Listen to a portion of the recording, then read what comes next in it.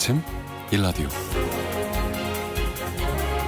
안녕하십니까. 오늘 아침 일라디오 아나운서 오승원입니다. 우리나라에서 사랑받는 수산물 중에 봄, 가을이면 제철을 맞는 식재료가 있죠. 바로 꽃게인데요. 어족자원 보호를 위해 매년 6월에서 8월 사이 2달간 법적으로 금어기가 정해져 있는데요.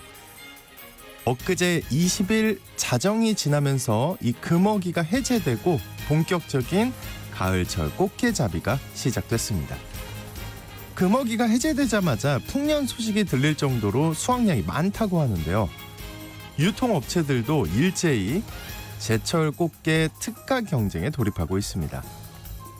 올여름 내내 폭염과 폭우가 이어지면서 채소, 과일, 수산물 등 대부분의 밥상 물가가 급등하고 있는데요.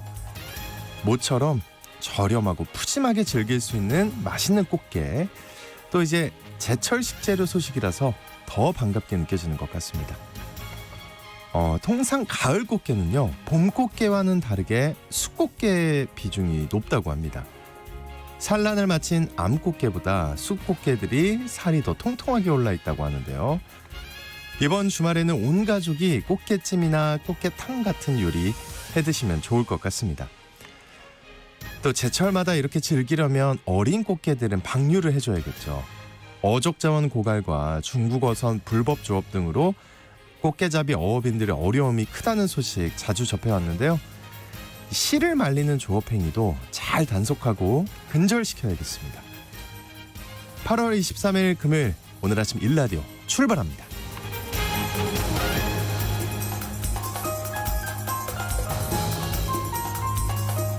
오늘 아침 일라디오, 이 시간은 물론 KBS 일라디오의 모든 프로그램은 유튜브 KBS 일라디오 공식 채널이나 모바일 콩 어플리케이션을 통해 실시간으로 함께 하실 수 있습니다. KBS 일라디오 채널 구독과 좋아요, 댓글 많이 부탁드릴게요. 오늘 팩트 연구소 시간에는요, 외국인 가사관리사 도입에 관한 여러 정보와 논의에 대해 팩트 체크해 보겠습니다. 또 언젠가 내 집 시간에는요, 서울 아파트 시장의 거래 현황과 시사점에 대해 알아보겠습니다. 자, 오늘 청취자 여러분들 참여하실 수 있는 퀴즈 나갑니다. 식품의약품안전처가 잔류 농약이 초과 검출된 중국산 이 버섯 일부 제품을 회수 조치에 나섰습니다. 문제의 제품에는 카벤다짐이란 살진균제가 검출됐는데요. 인체에 다량 유입될 경우 암을 일으키는 등 아주 치명적인 영향을 줄 수 있다고 합니다. 이 버섯 사실 때 잘 살펴보셔야겠고요. 이 버섯은 여기서부터 잘 들으셔야 돼요. 잡채나 짬뽕, 마라탕 같은 음식에 많이 쓰입니다. 모양이 귀와 비슷하고 촉감이 고무줄처럼 느껴진다고 해서 이 이름이 붙여졌습니다. 색이 좀 검죠? 이 버섯 무엇일까요? 어릴 때는 많이 안 먹은 것 같은데 요즘은 있으면 먹거든요. 네, 뭘까요, 이 버섯? 청취자 여러분들의 반응을 보니까 문제가 어려운 것 같은데요. 힌트를 하나 더 드리자면, 자고 일어났을 때 요즘 고개가 잘 안 들어가죠, 그죠? 목이 좀 아플 때가 많죠. 네. 자, 추첨을 통해 농촌진흥청에서 제공하는 웰빙 혼합 잡곡 세트를 한 분께, 향긋한 커피를 드실 수 있는 모바일 커피 쿠폰을 네 분께 드리겠습니다. 방송에 참여하실 분들은 단문 50원, 장문 100원이 드는 유료 문자 샵 9730으로 보내주시기 바랍니다. 유익한 정보와 살아있는 이야기가 있습니다. KBS 오늘 아침 일라디오.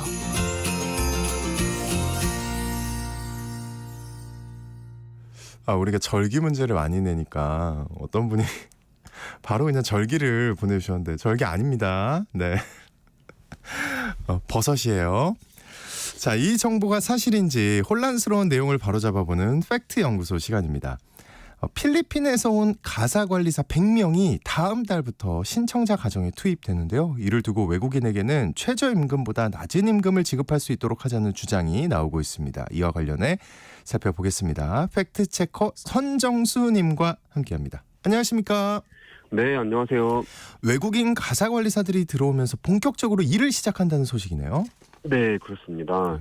네. 아이 돌보미, 가사관리사, 간병인 등 돌봄 관련 인건비가 굉장히 비싸서 대부분 가정이 지불하기에 굉장히 부담스러운데요. 이에 따라서 해외 돌봄 인력을 낮은 비용에 들여오자 이런 주장은 예전부터 꾸준히 제기가 됐습니다. 네. 매일경제 등 경제지를 중심으로 외국인 가사도우미를 도입하자 이런 연속 보도가 나오기도 했고요. 지금은 국민의힘으로 당적을 옮긴 조정훈 의원이 21대 국회에서 관련 법안을 발의하기도 했습니다. 결국 오세훈 서울시장이 시범 사업을 추진하기로 했고 지난 6일 필리핀 가사관리사 100명이 입국을 해서 기본 교육을 받고 있는 중입니다. 이들은 9월 초부터 신청 과정으로 일을 하러 가게 된다고 합니다. 네, 이 신청 과정이 강남권에 쏠렸다는 이야기가 나오는데 이거 어떤가요? 지난달부터 서울시가 신청 가정을 모집을 했는데요. 모두 731가정이 신청을 했고 이 중에 157가정이 선정이 됐습니다. 네. 서울시는 한부모, 맞벌이, 다자녀, 임산부의 우선순위와 자녀 수, 또 나이, 이용 시간, 지역 배분 이런 여러 조건들을 고려했다 이렇게 밝혔는데요. 선정 결과를 살펴보면 동남권 그러니까 서초, 강남, 송파, 강동이 59가정 37.6%, 도심권 종로, 중구, 용산, 성동, 광진, 서대문, 동대문이 50가정 31%, 그 뒤로 서부권, 서남권, 동부권 이런 순서였습니다. 일각에서는 돈 많은 강남권 엄마들만 위한 정책 아니냐 이런 비판이 나오기도 했고요. 경제적으로 넉넉한 집에서 영어 과외 목적으로 이 필리핀 가사 관리사를 데려다 쓰려고 하는 거 아니냐 이런 목소리도 나왔고요. 이 필리핀 가사 관리사를 사용하는 가정은 하루 8시간 기준으로 월 238만 원을 지불해야 되는데요. 한참 아이돌봄 수요가 많은 30대 가정의 중위소득이 509만 원이거든요. 부부 중 한 명 월급을 고스란히 가사관리사 비용으로 지불해야 되는 상황인 거죠. 하루 8시간 기준으로 월 238만 원이면은 네. 이게 크게 비용이 절감되지는 않는 상황인 거 아닌가요? 네, 그렇습니다. 네. 서울시는 현재 공공 아이 돌보미보다 9.2%, 민간 가사관리사 평균보다 20% 이상 저렴한 수준, 이렇게 강조를 하는데요. 여전히 부담스러운 금액인 것은 사실입니다. 관련해서 한국은행이 지난 4월에 돌봄 서비스 인력난 및 비용 부담 완화 방안이라는 보고서를 내놨는데요. 이 보고서는 2가지 방안을 제시를 합니다. 개별 가구가 사적 계약을 통해서 외국인 노동자를 직접 고용하는 방식과 외국인 고용 허가제 대상 업종에 돌봄 서비스를 포함시키는 방안입니다. 개별 가구가 사적 계약을 통해서 외국인 노동자를 직접 고용하는 방식은 싱가포르와 홍콩 등이 사용하는 방식인데요.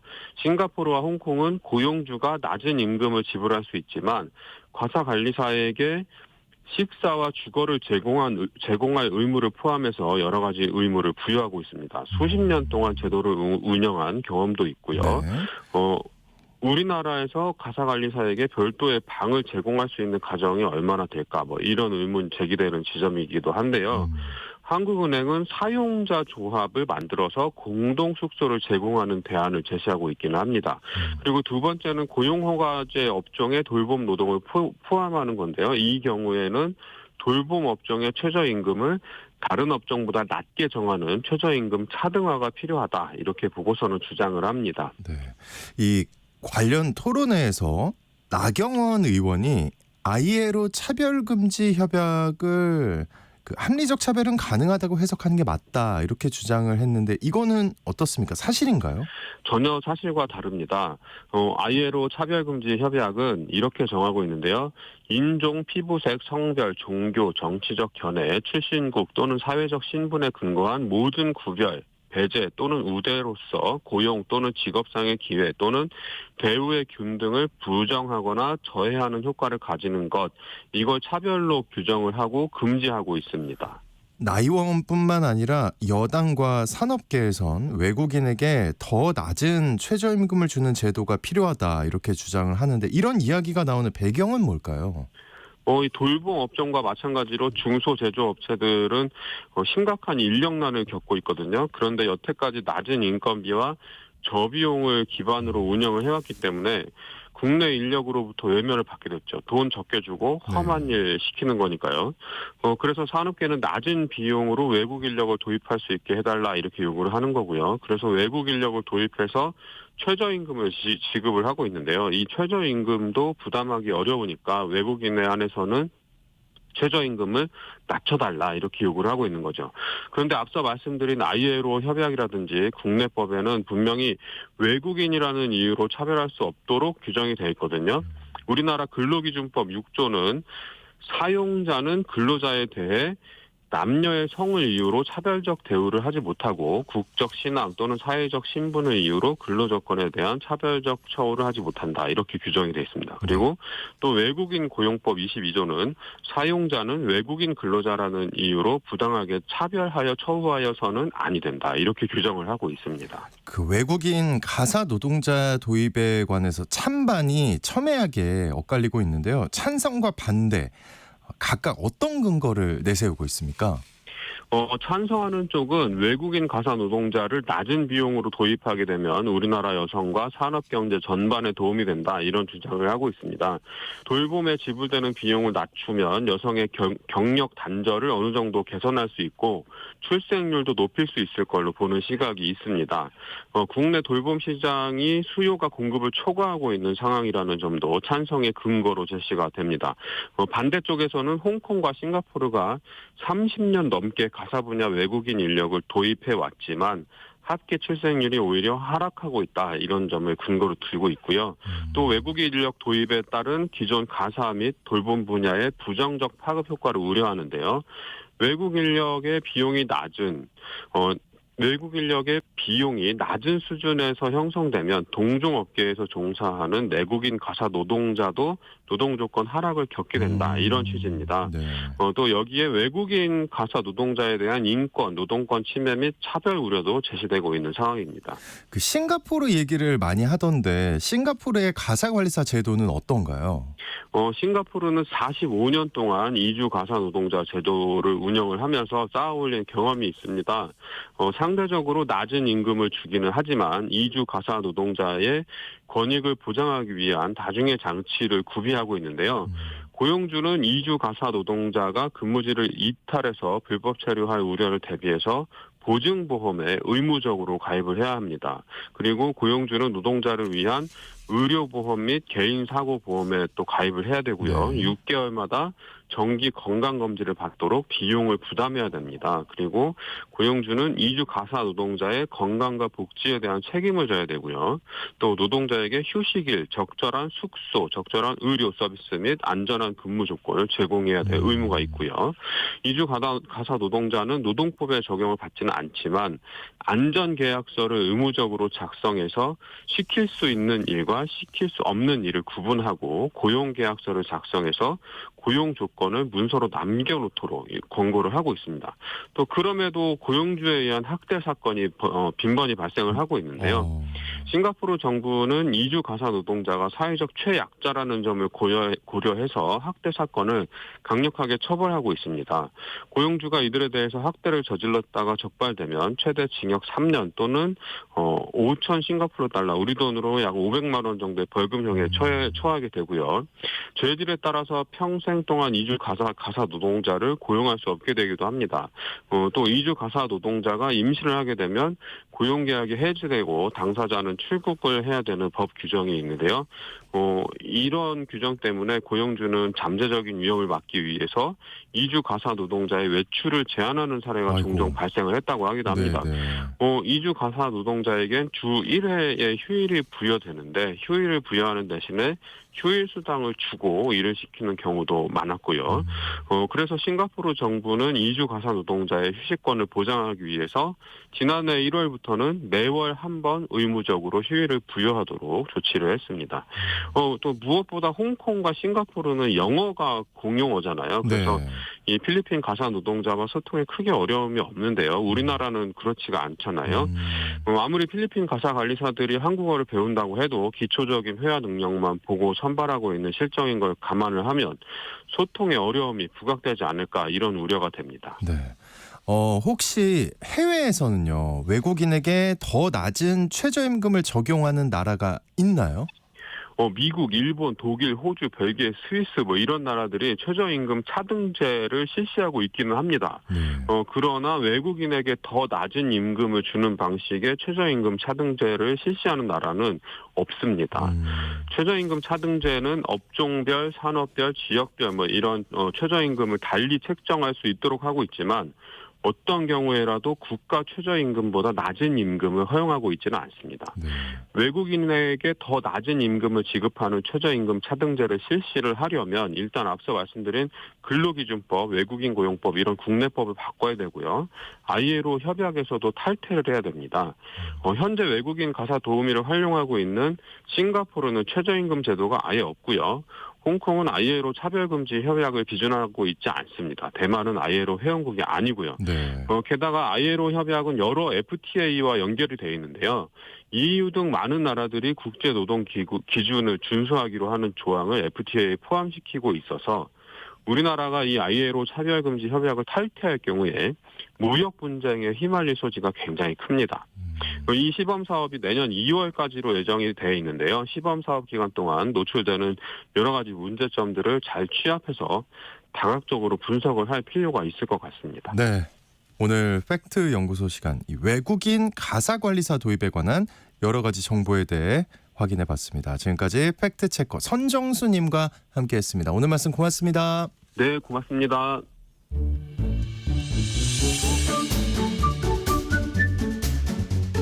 아침을 여는 기분 좋은 습관. KBS 오늘 아침 1라디오.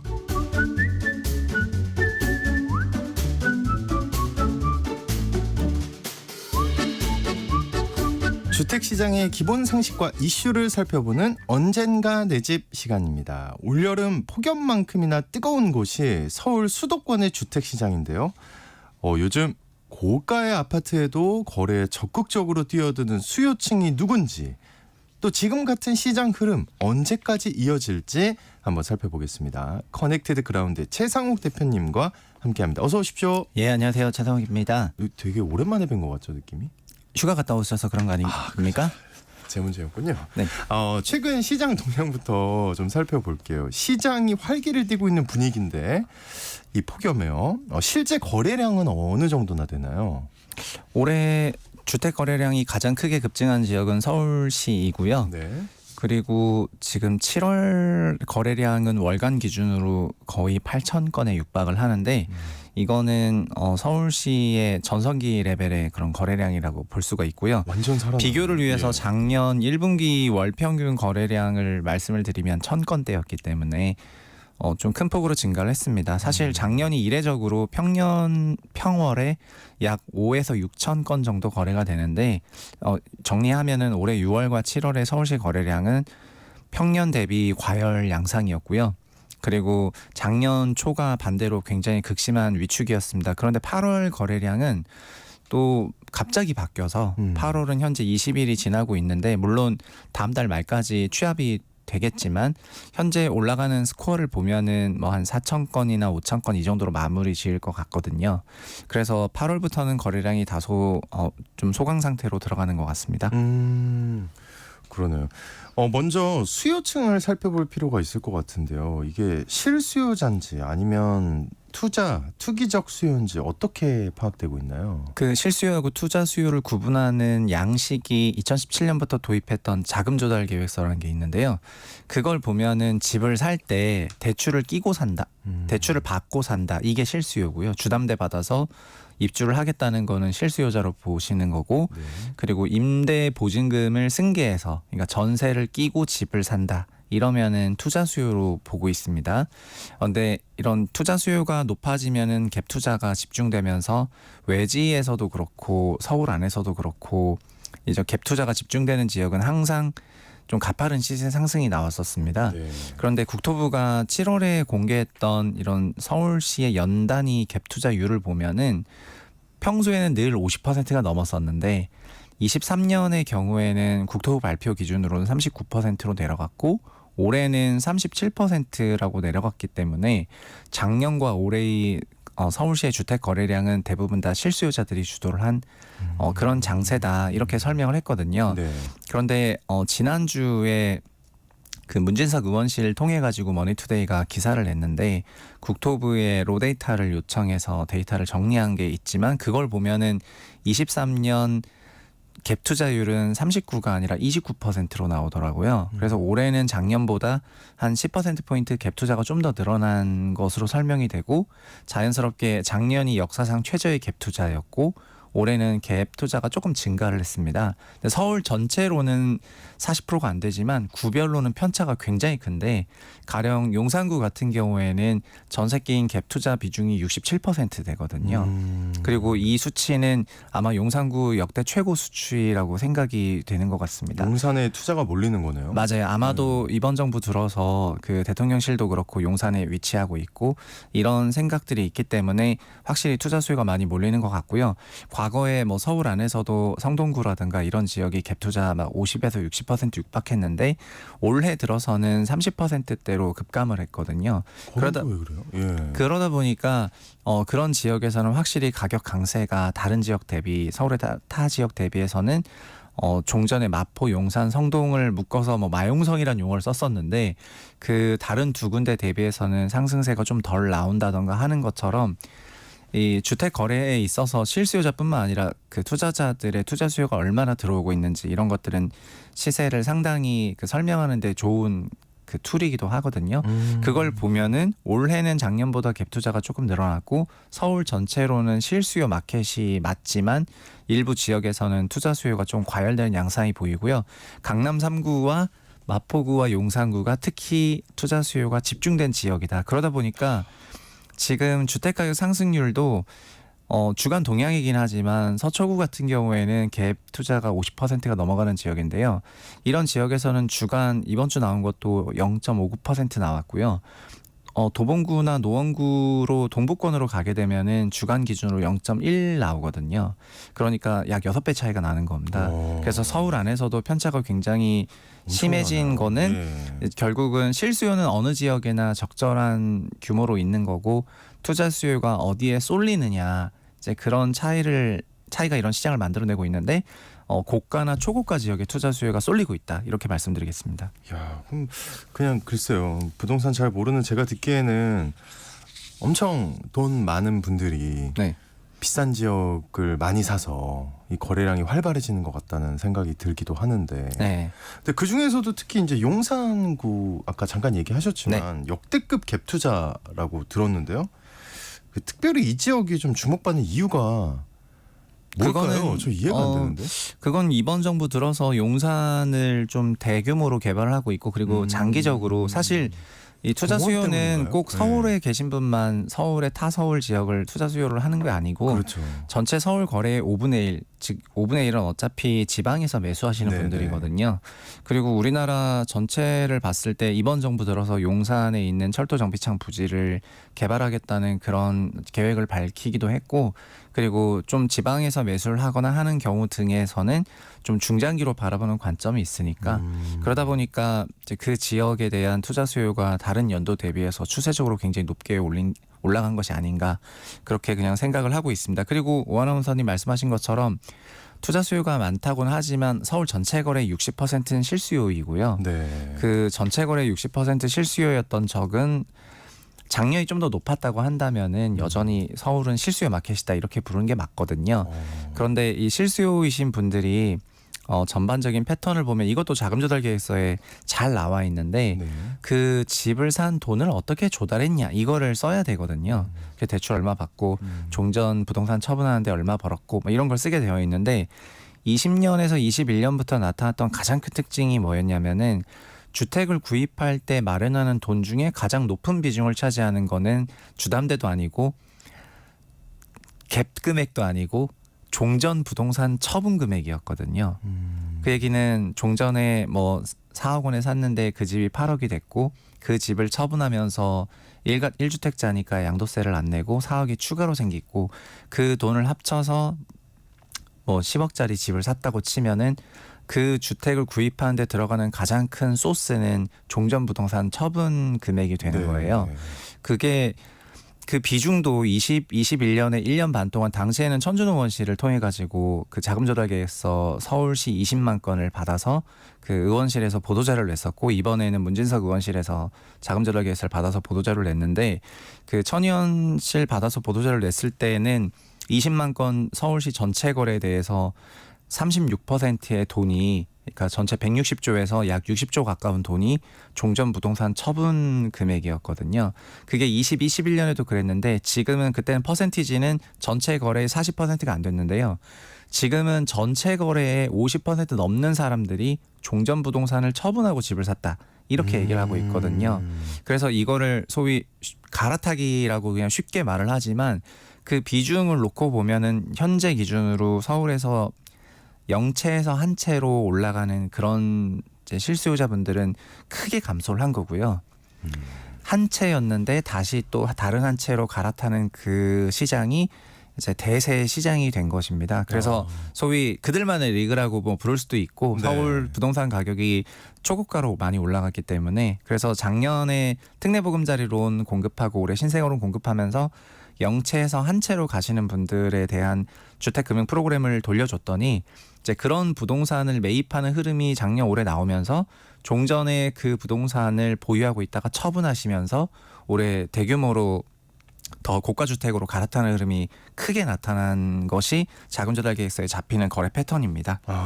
이제 알겠습니다. 원래 이제 집이 있는 분들이 한마디로 거래를 네. 하고 있다, 예, 갈아타고 있다. 네, 맞습니다. 네, 그 갭 투자를 통해서 특정 지역이 뜨고 고가 아파트 구매가 성행하는 네. 지금 같은 시장 분위기 자체가 별로 바람직하지 않다고 바라보는 분들 많을 것 같거든요. 네, 이게 예. 서울만 얘기해서 이렇죠. 지금 갭 투자는 지역별로도 데이터가 다 있거든요. 그런데 자금 조달 계획서상 나오는 갭 투자 비중이 가장 크게 급감한 것이 지방 광역시들입니다. 지방 광역시들이 평균적으로 30-40%의 갭 투자 비중을 보이던 지역이었는데 22, 3, 4년을 거치면서는 다 20% 언더로 내려갔거든요. 그래서 현재 지방 광역시에 있는 주택 수요의 8할은 다 실수요장이라는 의미가 되는 거고요. 그러다 보니까 투자 수요가 유입이 되지 않는 그 감축분 때문에 지방 부동산 시장에서는 확실히 약세장이 나오고 있는 것 같습니다. 사실 2017년부터 자금 조달 계획서가 도입돼서 그렇지 그 이전부터에서도 전세 끼고 집을 사는 투자 수요가 많은 지역이 막 과열 양상을 보였었거든요. 2019년에 뭐 인천이 됐던, 뭐 2020년에 청주가 됐던 이런 지역에서는 외지 투자자들이 단기간에 들어가서 주택 가격을 끌어올리고 이러면서 당시 정부에서 규제도 많이 하고 했었거든요. 근데 22, 23년 하락기를 거치면서 그리고 또 초저출산으로 인해 가지고 전반적으로 지방 광역시에 대한 선호도가 좀 내려갔다고 생각되는 부분이 거래 패턴에서 나오니까 현재는 이제 광역시 시장이 살아나는 거를 쉽게 예측하기가 조금 어려운 그런 장세가 되겠습니다. 결국에 이제 서울에 몰리는 거잖아요. 예, 맞습니다. 예, 이런 분위기면은 서울 집값 굉장히 오를 거고, 그러면 이제 주거비가 상승할 텐데 이러면은 이제 네, 그래서 서울이 주거비 상승과 그리고 지속적인 정비사업 확대로 멸실주택이 많아지다 보니까 그 서울의 총 주택 수는 사실은 좀 완만하게 내려오고 있거든요. 가구수 기준으로 약간 늘어나고 있지만 증분이 거의 없다시피 합니다. 그리고 새로 신규로 유입되는 주택들 같은 경우에는 중고가 이상이다 보니까 주거비로 인해서 서울에서 경기와 인천권으로 재정착을 하는 분들이 이제 크게 늘어나고 있고, 네네. 이거는 인구 사회적인 이동에서도 많이 잡히거든요.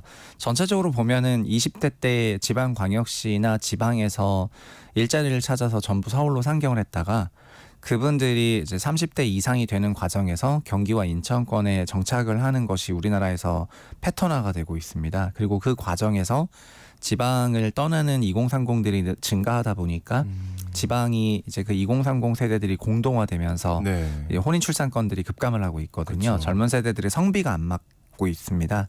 그리고 서울은 오면은 이들이 정착할 좋은 양호한 주거 지역도 많이 없는 편이고, 그리고 지난 2년을 돌이켜보시면은 전세 사기 사건이 가장 크게 일어난 지역이 서울이 되겠습니다. 그래서 이런 여러 문제로 인해 가지고 지금은 경기권과 인천에 정착하시는 분이 정말 많아지고 그게 숫자로 많이 잡히고 있죠. 현실이 되고 있네요. 이런 네. 모든 걱정들이. 근데 이제 상대적으로 또 가격이 안 오르고 못 오르고 거래가 부진한 지역들의 경우에는 어떤 문제가 또 있을까요? 네, 그 전체적으로는 올해 5월부터 7월에서는 정말 서울시가 초강세를 보였다 이렇게 요약을 할 수 있을 것 같고, 그리고 8월 들어서부터는 좀 소강 상태다 이렇게 말씀을 드릴 수 있을 것 같은데, 전반적인 서울 외 지역의 거래량은 그냥 작년부터 올해까지 내내 저조했습니다. 네, 그래서 이런 시장의 그 양극화는 확실히 나타나는 것 같고요. 네. 광역시도 6대 광역시라고 인천이 있는데, 인천 같은 경우에는 주간 0.15% 오를 정도로 강세를 보이고 있는데, 다른 광역시들은 이번 주 나온 데이터에서도 마이너스를 기록하는 지역이 5개 중에 4개거든요. 그러면은 같은 광역시 안에서도 편차가 크다는 거고, 인천의 다른 점은 수도권이라는 점밖에 없거든요.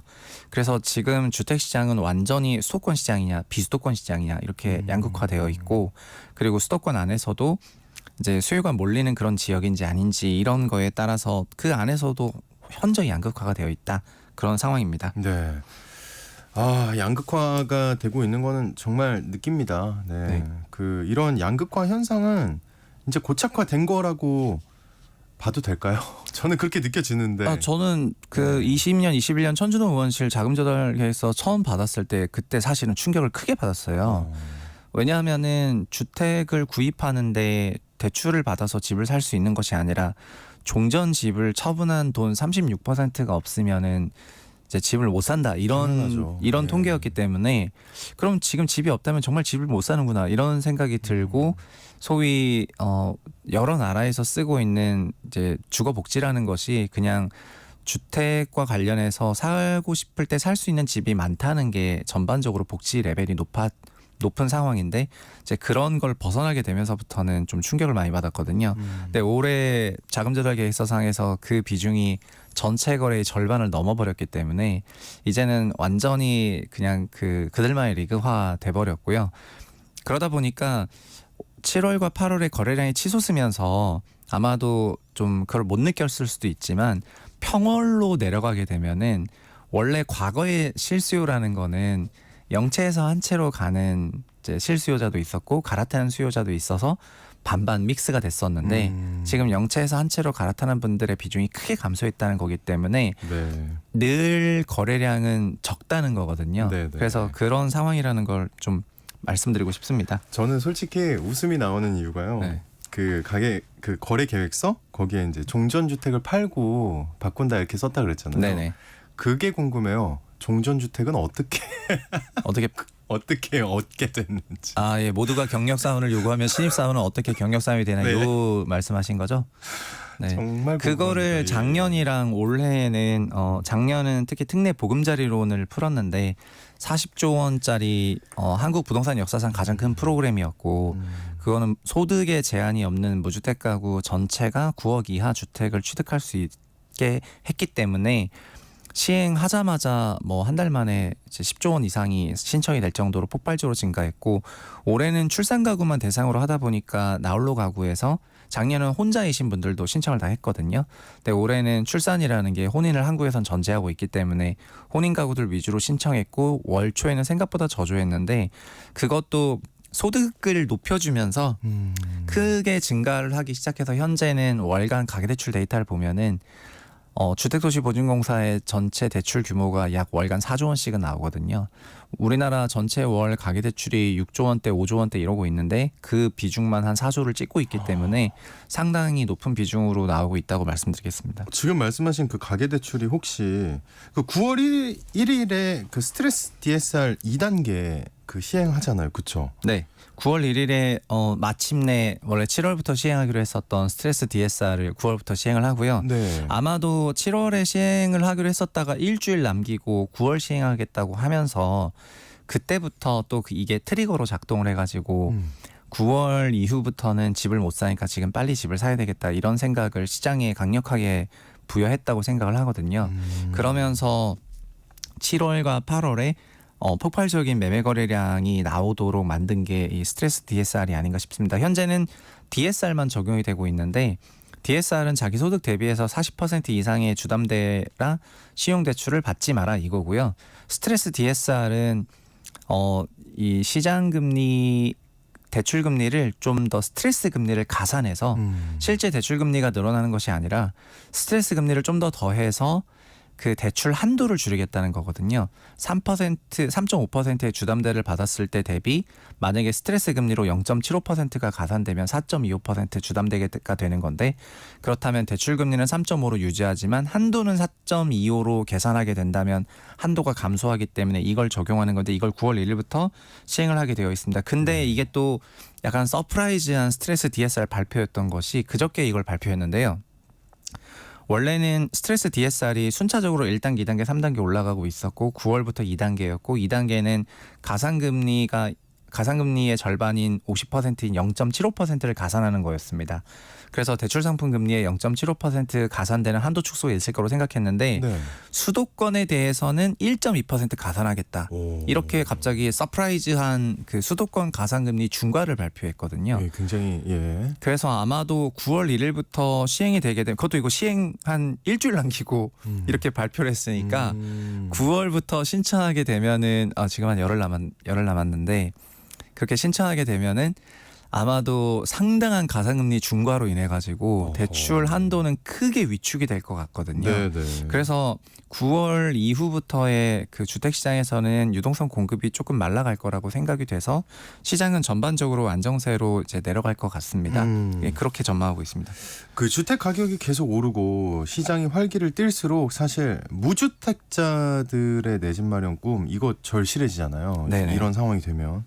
심지어 또 이제 주택 대출 금리도 다시 오르고 있고 대출받기 어려워지면 실수요자 입장에서는 어떻게 하는 게 좋을까요? 실수요자 분들은 항상 그 주택을 구입하실 때 지금은 이제 그 과거 어느 때보다 더 부담이 클 수밖에 없는 그런 시기이고요. 사실은 20년 이후부터는 말씀드린 것처럼 종전에 집이 없다면 집을 살 수 없을 정도로 집값이 많이 올랐기 때문에 분양가 상한제 같은 그런 시세 대비 원가로 공급하는 30% 이하 싼 그런 주택들이 공급됐을 때를 노리면서 청약 시장으로 많이 몰려간 경향이 없지 않거든요. 청약. 예. 그런데 또 서울권의 청약 같은 경우에는 4인 가족 만점 정도로는 이제 그 당첨을 장담할 수 없을 정도로 높은 청약 경쟁률이 나오고 있는 그런 상황이다 보니까 실수요자분들은 결국은 지금 정부가 제공하고 있는 주택 금융 프로그램들이 많은 편인데, 그리고 청약에 대해서도 굉장히 그 좀 청약 칸막이가 되어 있거든요. 뭐 그런 기준에 부합하는지를 좀 잘 살피셔야지 될 것 같고요. 청약밖에 없네요. 애초에 말씀드리면. 전략 자체가 내가 청약으로 갈 거라면 청약으로 가고, 그다음에 기존 주택을 구입하는 형식으로 갈 거라면 기존 주택을 구입하는 형식으로 가는 전략을 그냥 잘 수립하셔서 그 각각 상황에 맞게 다른 프로그램들이 있는 도움을 좀 받으셔야지 될 것 같습니다. 네. 이 본격적으로 이제 그 이사철이 시작이 되는 다음 달 추석 이후에도 지금 같은 흐름이 지속될 수 있을까요? 추석 전후의 시장 흐름이 어떻게 이어질지 마지막으로 정리 부탁드릴게요. 저는 올해 그 과열이 여러 가지 원인이 있었다고 생각을 하지만 그 언젠가 내 집에 계속 나와서 말씀드린 것처럼 4.10 총선 이후에 그 야당에서 부동산 시장 안정 대책이 나올 거란 그런 예상을 보기 좋게 벗겨버린 게 5월 달에 그 종부세 완화 발언이었고 그때부터 시장이 랠리를 하기 시작을 했고, 그 기저에는 사실은 올해 종전주택을 처분하신 분들이 집을 다 사신 거니까 그 종전주택 처분을 할 수 있었던 거는 종전주택 가격들도 많이 올랐거든요. 그게 올라간 거는 종전 소형 아파트들의 전세 가격이 오르면서 매매가도 같이 올랐고, 소형 아파트의 전세 가격은 비아파트인 빌라 시장에서 이탈하는 수요가 나오면서 아파트로 쏠려서 이제 온 것이다 보니까 굉장히 유기적으로 또 연쇄적으로 이제 반응이 된 것입니다. 그런 상황에 6월 말에 이제 7월부터 시행하겠다고 한 거를 9월부터 하겠다고 딱 2달 텀을 줘버리니까 이제 6월 말부터 이제 한 8월까지 폭발적으로 이 흐름이 올라왔던 거고, 8월은 좀 거짓말처럼 거래량이 위축이 되고 있는 그런 상황인 것 같아서요. 9월부터는 시장이 거래 소강과 매매가 상승률이 좀 소강 상태로 진입하지 않겠는가 그렇게 전망합니다. 네, 언젠가 내 집 시간 오늘 서울 아파트 시장 중심으로 거래 현황과 전망 살펴봤습니다. 커넥티드 그라운드 최상욱 대표님과 함께했습니다. 오늘 말씀 고맙습니다. 예, 감사합니다. 네, 오늘 퀴즈의 정답은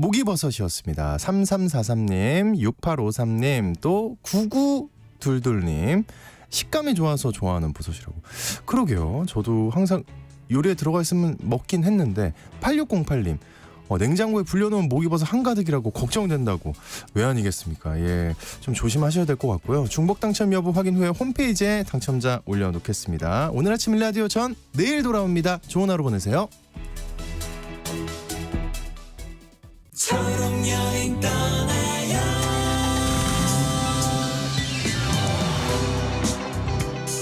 휠체어를 사용하는 지윤 씨는 늘 넓은 바다가 보고 싶었습니다. 그래서 오랜 검색 끝에 장애물 없는